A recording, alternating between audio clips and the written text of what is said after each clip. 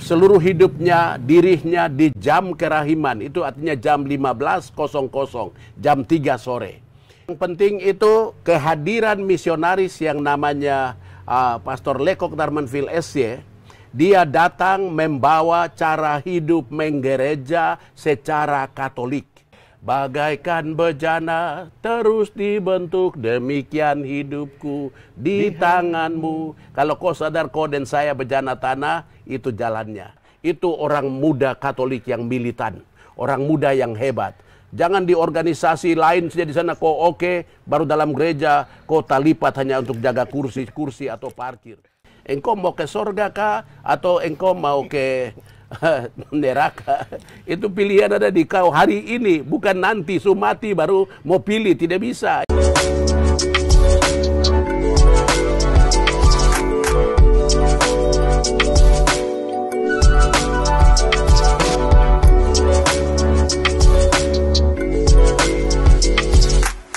Halo sahabat Komsos dimanapun berada. Jumpa lagi bersama Komsos Gereja Katolik Santo Yosef Fakfak, media yang membawa kita lebih dekat dengan iman Katolik, kasih dan semangat pelayanan. Sahabat Komsos dimanapun berada, hari ini kami kedatangan tamu yang sangat spesial untuk Komsos Paroki Santo Yosef Fakfak, yaitu seorang gembala, seorang imam yang senantiasa mewartakan kabar sukacita kemanapun berada. Bukan hanya kepada umat Katolik, tapi semua yang mau mendengar sabda dari Tuhan kita Yesus Kristus. Hari ini kita berkesempatan mengobrol santai dengan Pastor John yang sudah sangat viral di media sosial. Untuk itu kita sapa langsung Pater John. Selamat siang Pater. Siang. Apa kabar Pater? Baik sekali. Setelah sekian lama di Fakfak ini, Pater selalu bolak-balik ini, dekat dengan pelayanan di Fakfak. Iya. Pater selalu mewartakan tentang kabar sukacita, tapi kita mau tahu bagaimana motivasi Pastor Pater untuk menjadi imam itu. Apa yang melatar belakang itu, Pater? Iya. Baik, saudara-saudari, saya latar belakang saya itu sebagai anak polisi. Saya anak polisi, pasti identik. Anak polisi itu pasti orang berpikiran nakal-nakal. Oh ya, anak benar, kolong, anak kolong. Jadi kami agak nakal. Tapi saya tidak mengerti kenapa waktu itu saya di kelas 3 SD mengikuti Ekaristi, misa sekolah. Lalu ketika romohnya itu mempersembahkan Ekaristi, di situ Romo itu sudah tua, Pastor Belanda satu, Frans van Manen. Jadi tangannya itu Parkinson, jadi gemetar-gemetar. Kalau dia angkat begini, itu pasti gemetar-gemetar begini. Saya masih kecil, kelas 3 SD. Saya melihat itu, lalu saya sayang. Aduh, bapak tua ini nanti dia mati nih. Lalu saya ingat kata-kata Yesus di dalam perjamuan, inilah tubuhku yang dikurbankan bagimu, inilah darahku yang dicurahkan bagimu. Kenangkanlah aku dengan merayakan peristiwa ini. Kalau bapak tua ini mati, nanti siapa lagi yang lanjut? Lalu di situ saya bilang dalam sapu hati, saya mau jadi pastor. Dan itu proses dia berjalan sampai di kelas 3. Angka 3 itu penting bagi saya. Kelas 3 SMP, nakal, jadi anak-anak semua taat. Kami terlambat masuk, ibu guru suruh stop di luar. Saya bilang bawa topi ini, suruh derma-derma dulu, derma-derma uang. Selesai kami beli kue bulat sama es lilin. Lalu saya baris, saya bilang kamu baris, mereka baris. Lalu saya bilang tubuh Kristus, bilang amin, bilang amin. Darah Kristus, bilang amin. Sudah. Jadi rupanya waktu saya tabisan baru teman-teman saya cerita ulang itu setelah saya sudah tabis. Sudah sampai di SMA gabungan, tadinya itu semua saya masih di keluarga Protestan. Bapak saya majelis, lalu sudah sampai di SMA gabungan kelas 3, lalu saya ambil komitmen untuk menjadi Katolik. Jadi ketertarikan saya menjadi Katolik itu bukan karena Katoliknya, tapi karena Ekaristi. Perayaan Ekaristi, kenangkanlah aku dengan merayakan peristiwa ini. Di situ itu yang buat. Jadi kadang-kadang kalau saya lihat bagaimana kita mempersembahkan Ekaristi, kita tidak siap. Karena itu biasa mulai dari saya punya penampilan apa semua pasti saya oke. Tidak makan pinang, tidak merokok semua karena saya menghargai Ekaristi. Begitu. Sampai hari ini bias dari Ekaristi adalah pelayanan di luar gereja. Itu. Jadi Ekaristi itu kan hanya dalam waktu 1,5 jam kita ada di dalam ibadah sabda. Lalu saya melihat lagi, aduh Yesus itu dia jalan dari kampung ke kampung, keliling. Misionaris juga datang ke tanah Papua ini, mereka jalan hanya untuk mewartakan firman. Saya juga harus bikin seperti dom bikin lagi.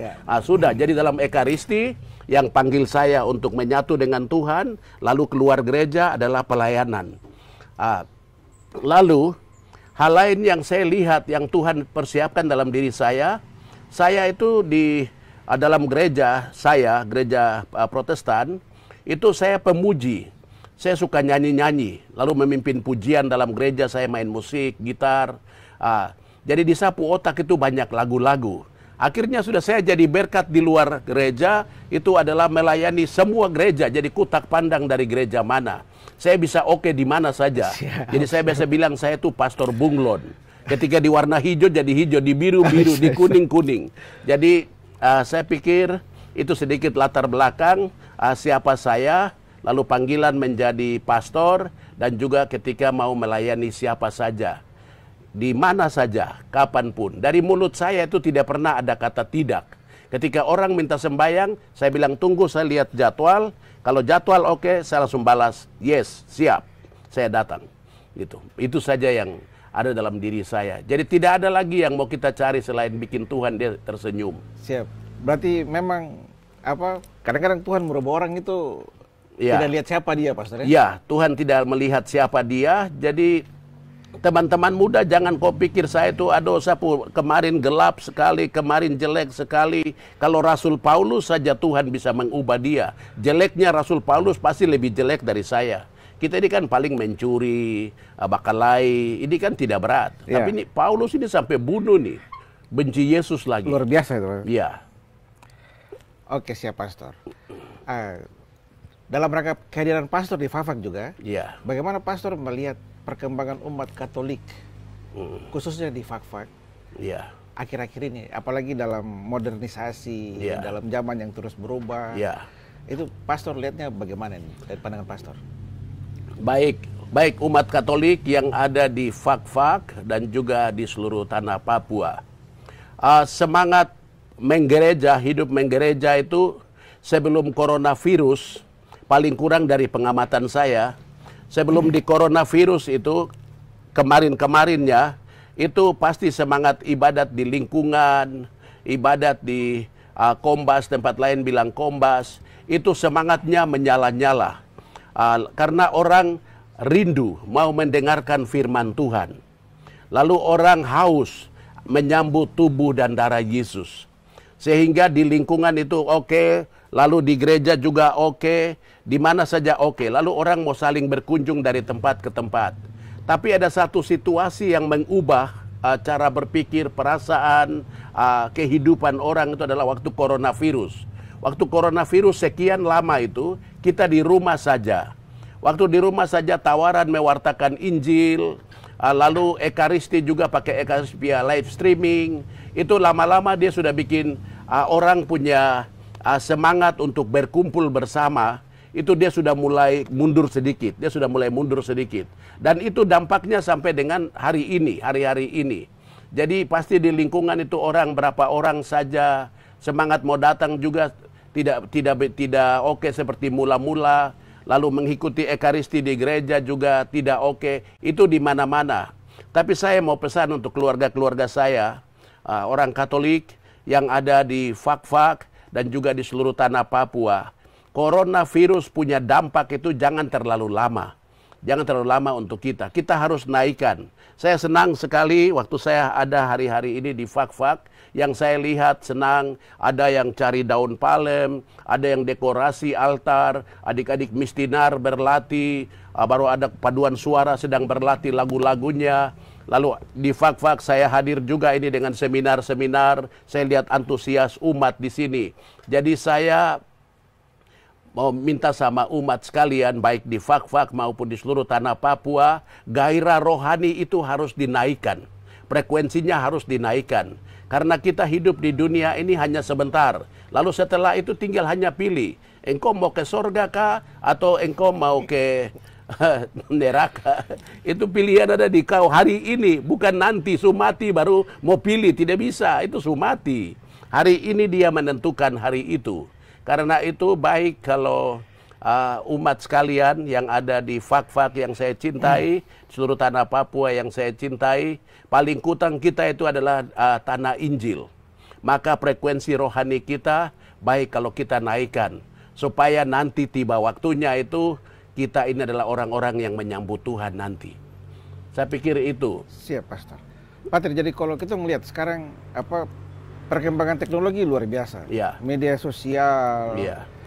Orang lebih banyak habiskan waktu hanya untuk scroll TikTok dan lain-lain. Ada positif tapi dia punya negatif lebih banyak. Ya. Selain itu judi online dan lain-lain. Oke. Pastor melihat ini bagaimana nih, Pastor? Sekarang pilihan ada di kita masing-masing. Media yang bagus ini kita harus menggunakan dia sebaik mungkin yang berdampak positif pada diri. Memang main judi itu positif juga ekonomi. Kau dapat uang. Tapi macam bagaimana ya? Ada ya bagus juga tapi saya lihat orang anak-anak kadang-kadang main game. Duduk main game itu dari terbit matahari sampai bisa terbenam. Pertanyaannya adalah, itu sajakah pekerjaan yang ada Tuhan beri sama kita di dunia ini? Itu. Yang kita tidak tahu itu adalah dampak psikologi, kejiwaan ke dalam. Itu waktu kita main game itu emosi kita itu ada di sana. Nanti stres dia tambah naik karena tidak dapat atau kalah. Itu dia buat kita menjadi stres. Lalu stres itu dia bikin kita sudah tidak berpikir kreatif lagi. Daya kreatif dalam diri kita itu mandek karena kita sibuk dengan main benda ini saja. Jadi kita pikir dunia kita itu ini saja.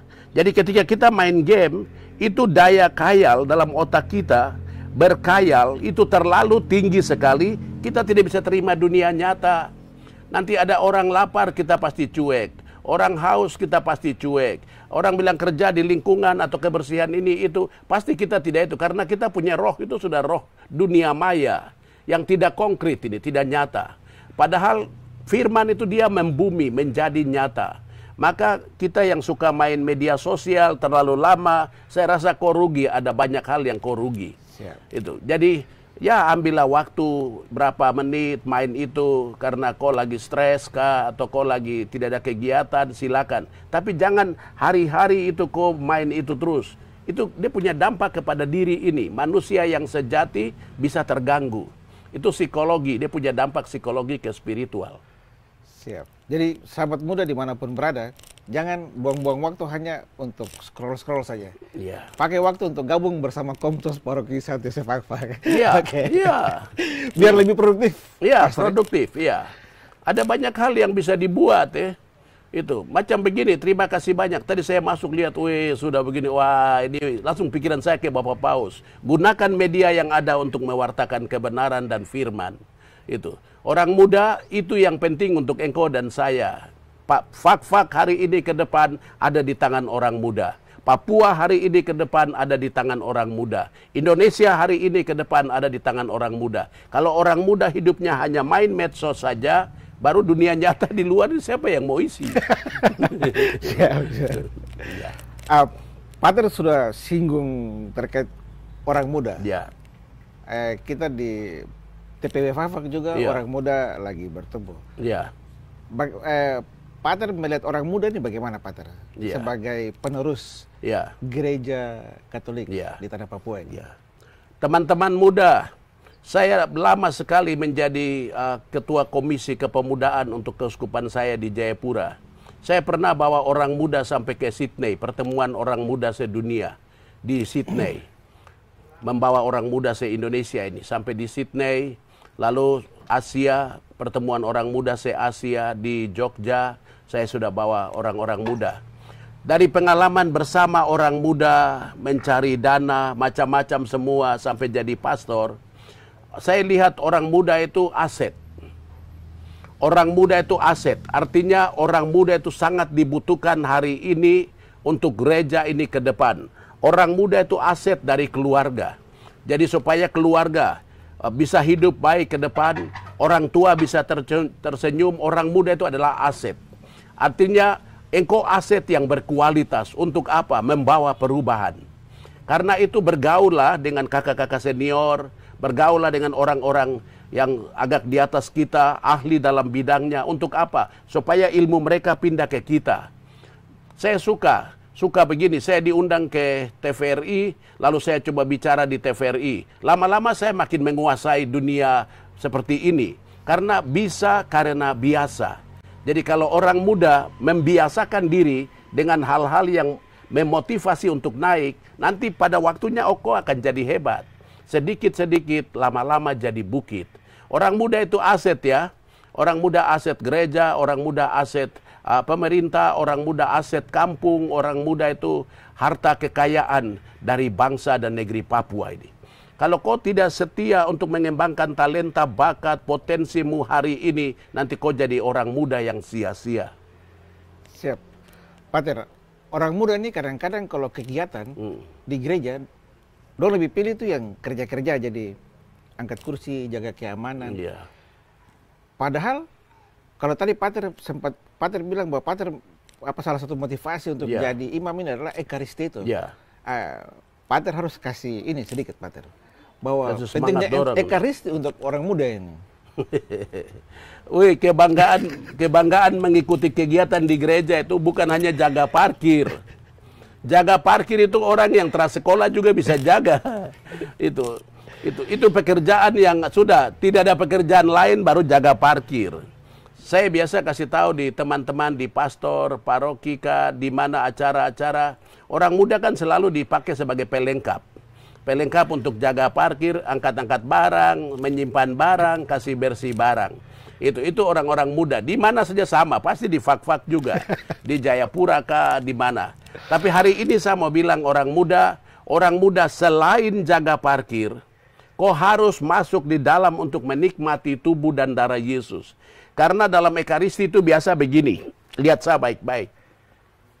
Nanti pastor dia akan angkat itu, hosti, lalu dia bilang, lihatlah.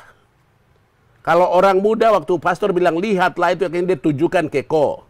Tapi kalau kau jaga parkir di luar, tidak ada yang tunjuk hosti sama engkau. Jadi masuk ke dalam gereja supaya lihatlah, ini tubuhnya yang dikurbankan bagimu. Lihatlah, ini darahnya yang dicurahkan bagimu. Ini hanya ada dalam gereja yang namanya satu kudus, Katolik dan Apostolik. Tidak ada di tempat lain. Karena itu orang muda ada juga di dalam gereja. Jangan hanya di luar gereja. Itu. Jangan nanti pakai rosari berarti Katolik, iya Katolik. Biasa ikut Ekaristi, tidak di luar jaga kursi. Aduh. Itu mundur.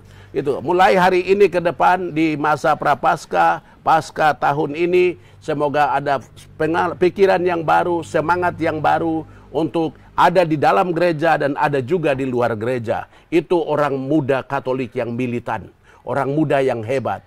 Jangan di organisasi lain saja di sana kok oke, baru dalam gereja kok talipat hanya untuk jaga kursi atau parkir. Tidak bisa, rubah pikiran, rubah perasaan, rubah habit, kebiasaan hidup. Siap, Pastor. Jadi untuk orang muda dimanapun berada, terutama di Paroki Santo Yosef Fak-Fak dan TPW Fak-Fak, ingat Ekaristi terlalu penting. Ya. Untuk hanya kita yang lemah ini. Ya. Jadi jangan abai terhadap Ekaristi. Ya. Apalagi mabuk depan gereja, Pastor ya. Aduh, itu paling bahaya lagi sudah. Itu kau pun nama nomor pertama di neraka. Oke, jadi orang muda harap dipastikan itu. Ya. Nah, Pastor, terkait dengan sekarang kita menghadapi Tri Hari Suci. Spiritualitas iman yang harus betul-betul kita siapkan saat ini. Iya. Itu bagaimana, Pastor? Iya. Yang saya senang di Fak-Fak kali ini kali ini pas saya datang ini diundang oleh Dewan Paroki, lalu juga oleh Karismatik Katolik. saya datang sudah dari Minggu Daun. Jadi saya sudah misa Minggu Daun bersama-sama dengan umat di sini.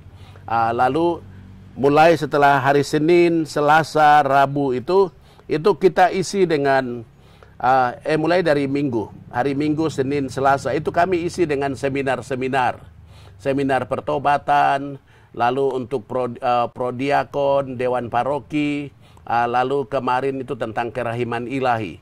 Pencerahan begini bagus untuk apa? Mempersiapkan hati, mempersiapkan pikiran, lalu menyadari semua akan kerapuhan kita, lalu melihat kehebatan Allah. Untuk apa? Masuk ke dalam Kamis Putih, Jumat Agung, Sabtu Suci, dan Hari Raya Paskah. Maka teman-teman muda dan Bapak Ibu sekalian, saudara-saudari yang mengikuti media ini, mempersiapkan lahan hati itu paling penting daripada mempersiapkan rumah fisik. Karena dalam kitab bilang itu, koyakanlah hatimu dan bukan pakaianmu. Jadi unsur luar itu tidak seberapa penting ketika kita bicara soal spiritual, kerohanian. Maka mempersiapkan hati itu penting. Jadi Kamis Putih itu kita coba masuk dalam perayaan Ekaristi. Itu mulanya Ekaristi itu di Kamis Putih itu. Disitulah Yesus mempersembahkan tubuhnya, inilah darahku, inilah tubuhku. Di situ, mulai dari situ, itu lahirnya Ekaristi. Maka siapkan diri baik-baik untuk melihat bagaimana Yesus mempersembahkan hidupnya di Kamis Putih. Lalu di hari Jumat, itu kita masuk dalam penciuman salib. Karena harga yang terlalu mahal sekali dibuat oleh Yesus sama kita adalah Via Dolorosa. Sebab dengan salib suci engkau telah menebus dunia. Gitu. Jadi penghormatan kepada Yesus dengan penciuman salib.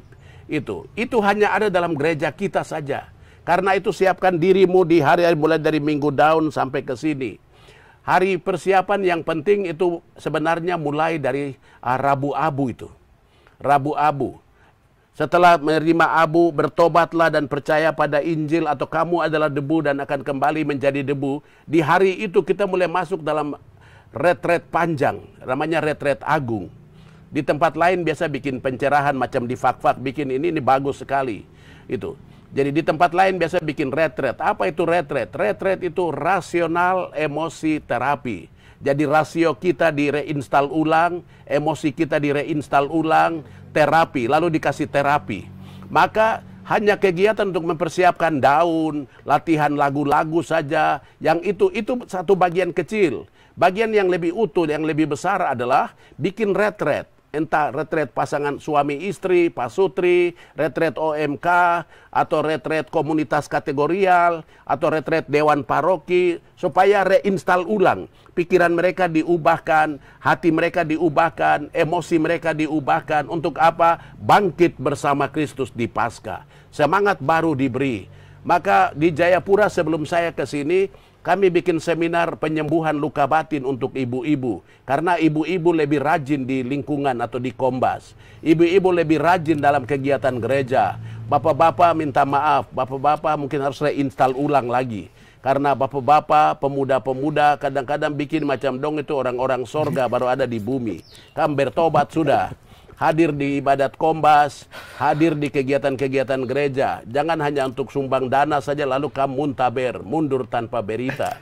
Itu, hadirlah dalam itu. Paling kurang ibu-ibu itu orang rajin di sana aja. Saya pikir itu di sorga itu ibu-ibu dong banyak. Gitu. Nanti dong lahir generasi baru di atas. Ini baru bapak-bapak kamu, saya juga bapak. Nanti kita ini mungkin yang di luar kak.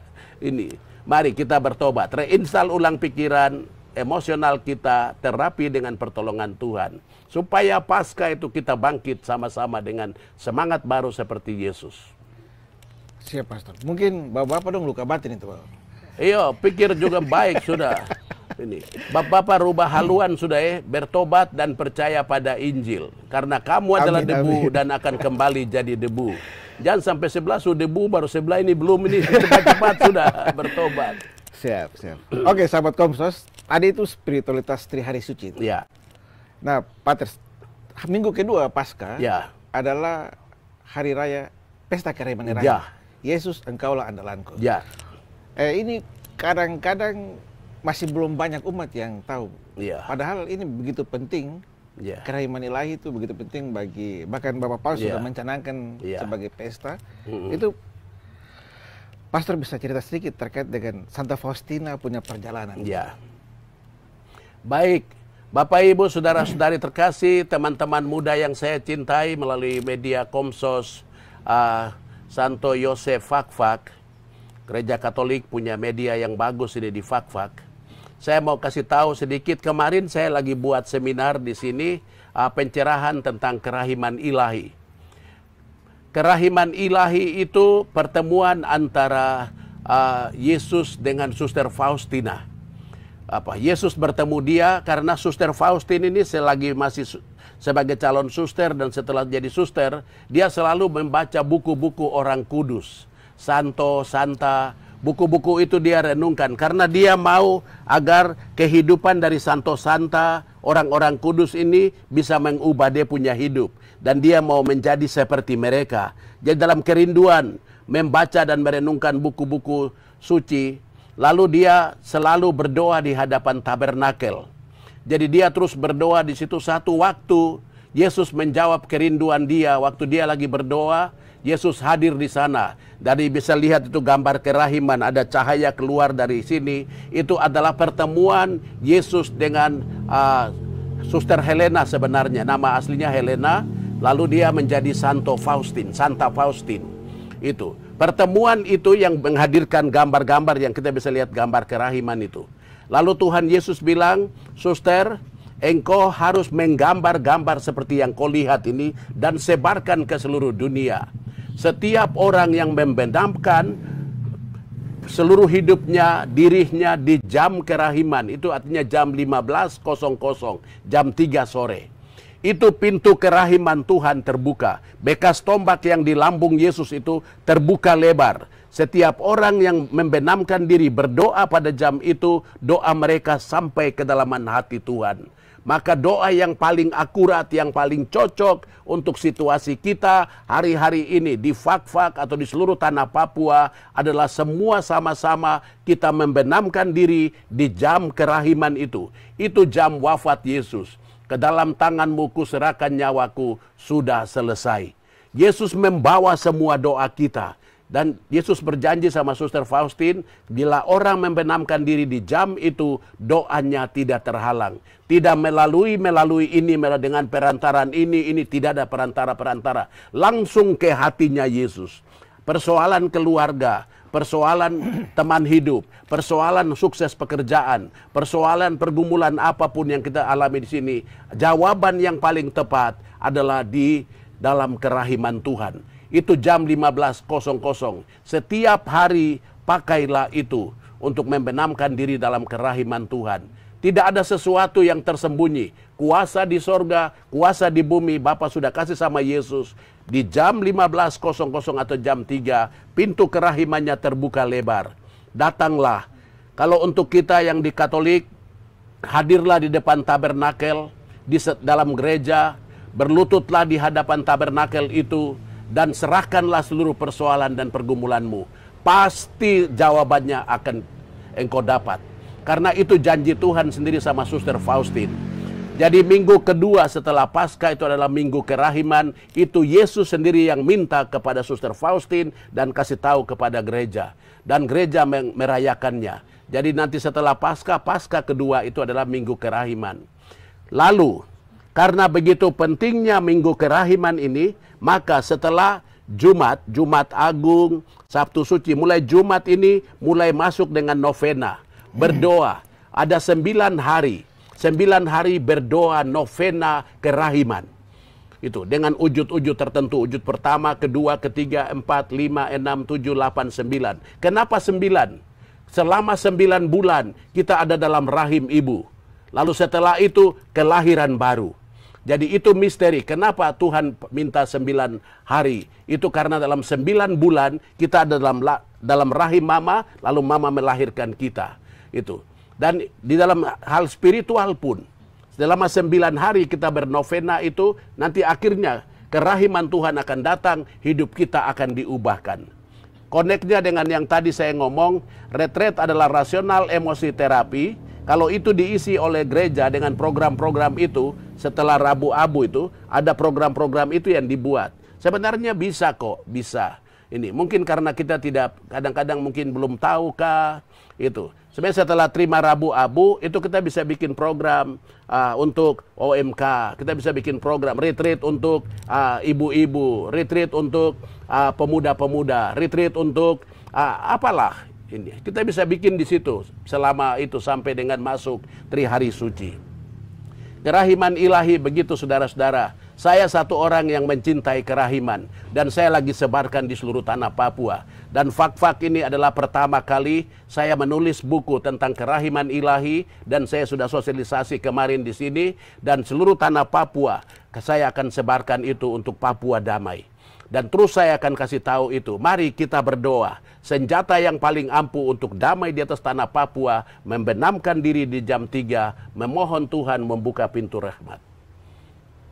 Begitu. Siap, Pastor. Dan itu adalah janji, Pastor. Itu janji Yesus Kristus sendiri kepada kita. Ya, Yesus yang bilang. Jaminannya sudah jelas. Sudah jelas. Jadi kalau orang yang tidak mau ikut masih ragu, itu dia kelainan. Jadi, Pastor, saya pernah baca buku catatan Santa Faustin. Iya. Jadi, ketika Santa Faustin sakit, terus minta disembuhkan, Tonyus kayak sembuh. Iya. Tapi akhirnya Santa Faustin merasa bahwa dengan sembuh, dengan bisa kerja, jauh dari kehadiran Allah. Iya. Itu bagaimana, Pastor? Pastor melihat itu. Jadi, kita masih bejana yang rapuh. Santa Faustin juga dia mengalami penderitaan. Tapi penderitaan yang dialami oleh Suster Faustin itu adalah ujian terhadap rohani. Tuhan Yesus percayai dia, Suster Faustin, menjadi sekretarisnya. Sekretaris pribadi. Pribadi Yesus.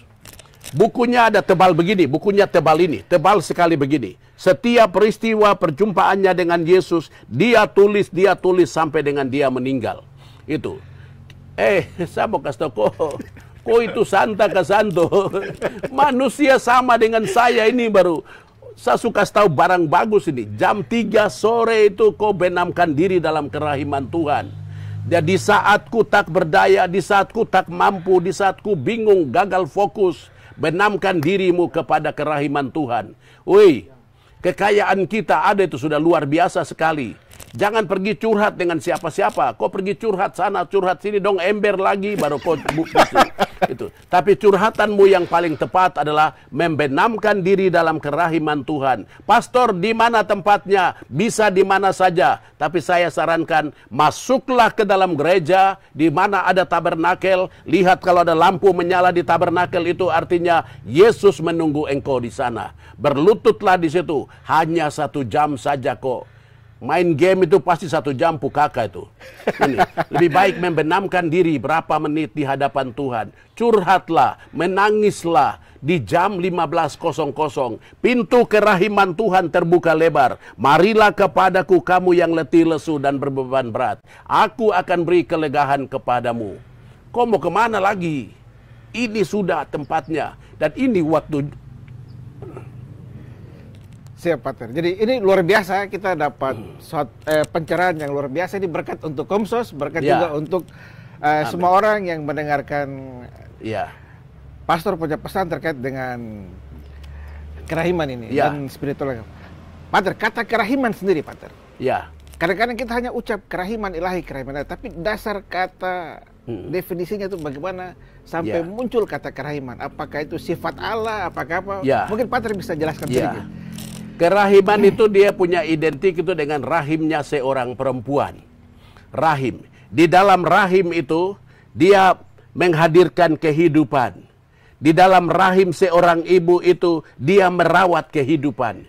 Di dalam rahim seorang ibu itu dia memberi pertumbuhan. Mulai dari belum terbentuk janin itu sampai akhirnya menjadi bayi manusia di dalam rahim. Selama proses pembentukan dalam rahim, seperti seorang ibu punya rahim yang menjaga, merawat, membesarkan, demikianlah kasih Allah.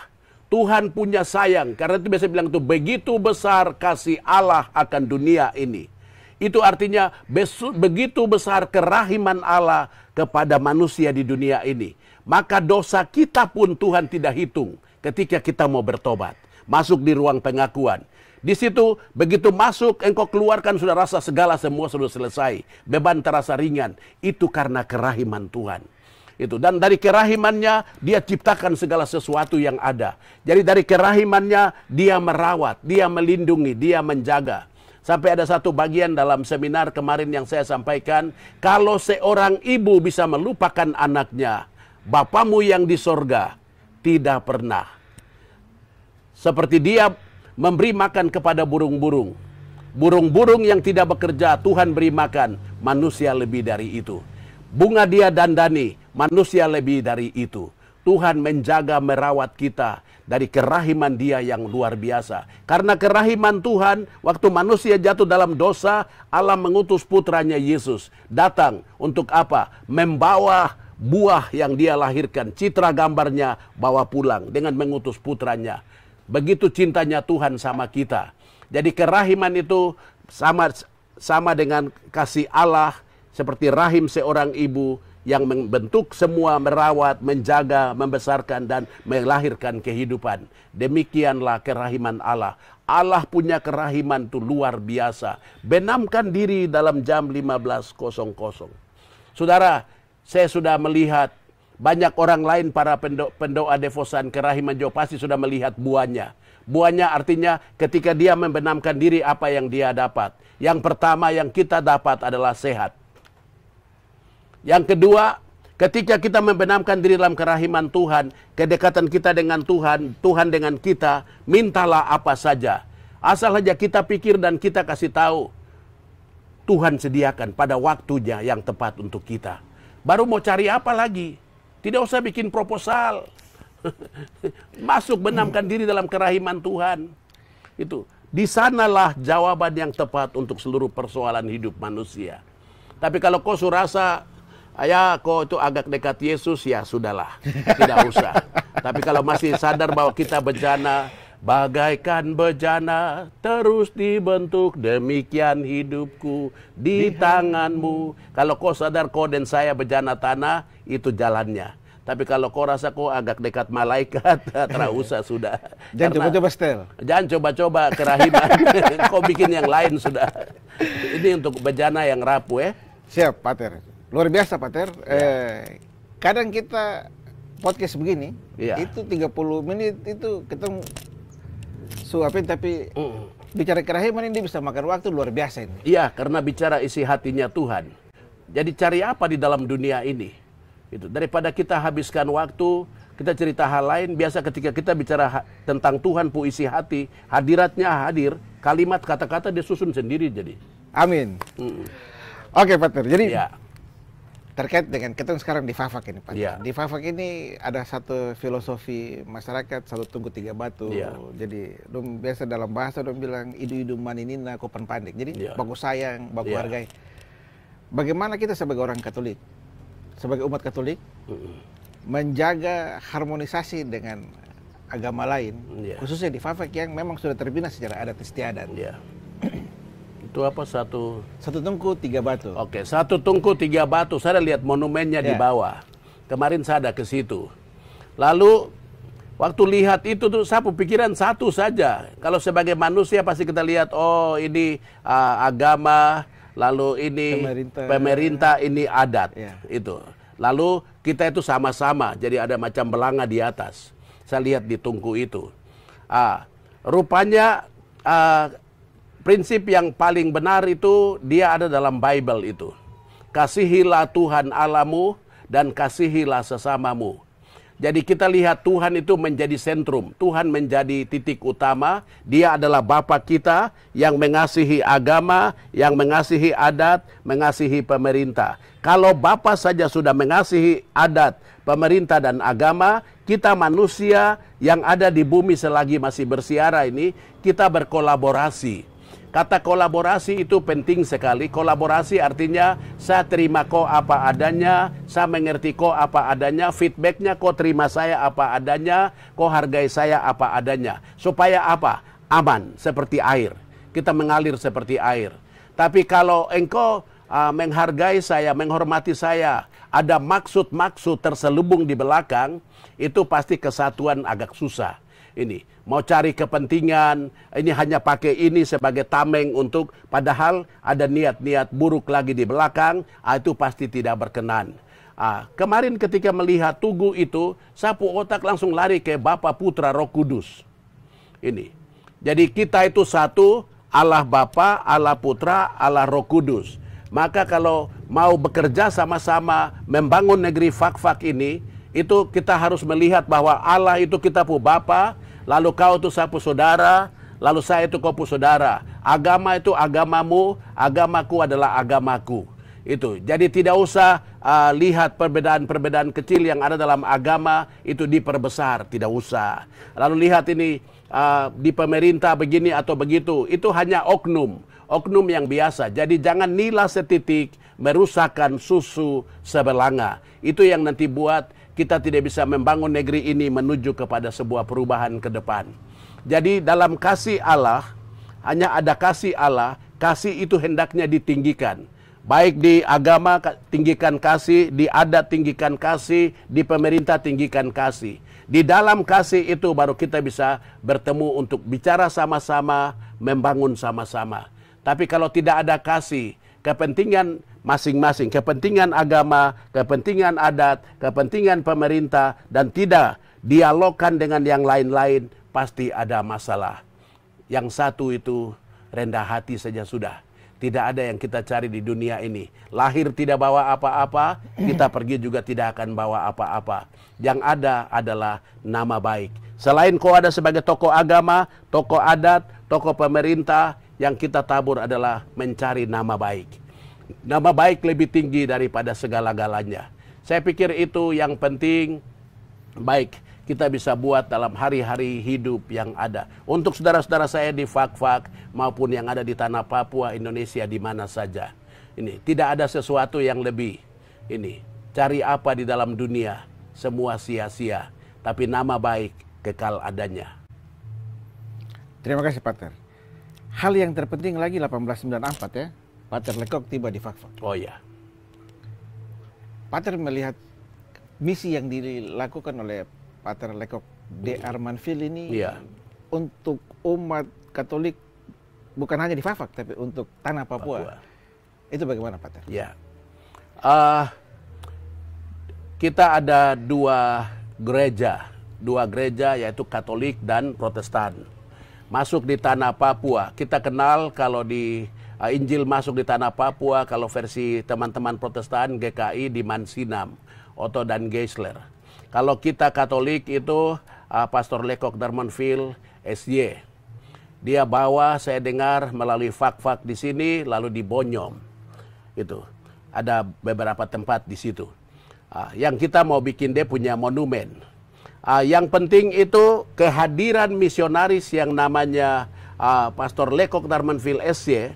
Dia datang membawa cara hidup menggereja secara Katolik. Itu. Cara hidup menggereja secara Katolik. Yang membangun hubungan kepada Kristus secara Katolik. Teman-teman Protestan, mereka punya, Otto dan Geisler juga bawa hidup menggereja secara Protestan. Membangun cara hidup kepada Kristus secara Protestan. Itu yang membedakan antara Katolik dan Protestan. Sama-sama Injil, tapi cara hidup menggereja secara Katolik itu dibawa oleh Pastor Lekok Darmanville ke tanah ini. Maka kalau sudah sekian lama misi Katolik ada di atas tanah ini, tugas kita mencocokkan kebiasaan hidup kita, karakter kita, watak kita, pikiran kita sebagai Katolik. Karena sudah sekian lama gereja itu ada di atas tanah ini. Maka saudara-saudari, engkau yang sudah menyatakan diri dibaptis secara Katolik, hidup menggereja secara Katolik, harga yang kita bayar adalah mencocokkan hidup kita sebagai Katolik.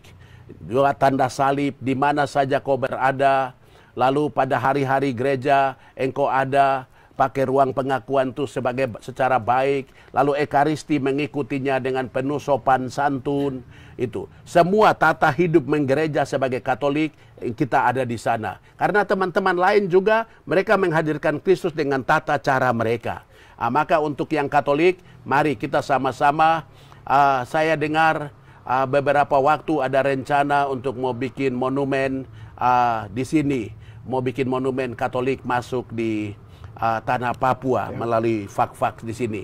Mari saudara-saudari, kita rapatkan barisan, kita sama-sama, berat sama dipikul, ringan sama dijinjing. Paling kurang dengan lihat monumen itu, kita maupun anak cucu kita, mereka melihat monumen, oh ya, pastor, gereja Katolik juga pernah masuk di sini tahun sekian dengan ceritanya seperti ini.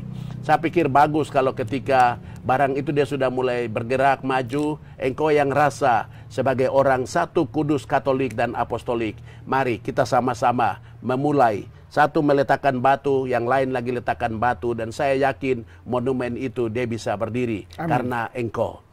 Amin, amin. Pater, terima kasih Pater. Sama-sama. Ini kita sudah dapat pencerahan yang luar biasa hari ini.